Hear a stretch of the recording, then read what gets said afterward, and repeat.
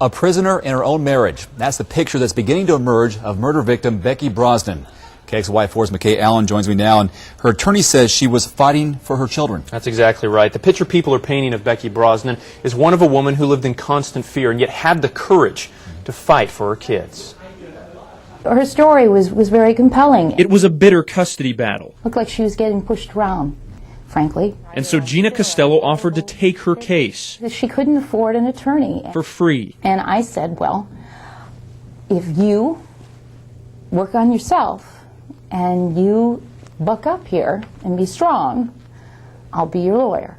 It quickly became apparent to Costello that even though Becky was struggling, she was seriously depressed. She was transforming into a strong, determined woman. Her story is a story about bravery and being brave enough to stand up to her husband. Becky's family tells us Uriah Brosnan was not an easy man to stand up to.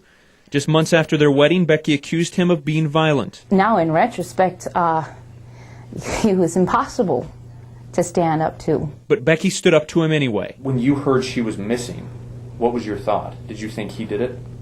My initial thought when she was missing was that he certainly had a role in that.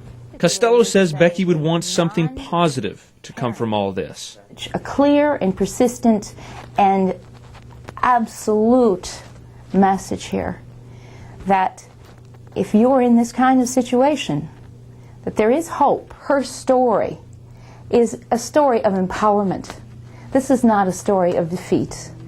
Now, Costello says as Becky realized that she could get her kids back, and as they had some courtroom victories, Becky began to change. She began to smile and get happy again. That's what she'll remember. Now, the couple's final custody hearing would have been in April, Dave. You can tell that the attorney is very impressed by Becky's story, her courage. That's exactly right. She kept saying that. She had a lot of courage. She had a lot of strength. Yeah. All right. Thanks, McKay.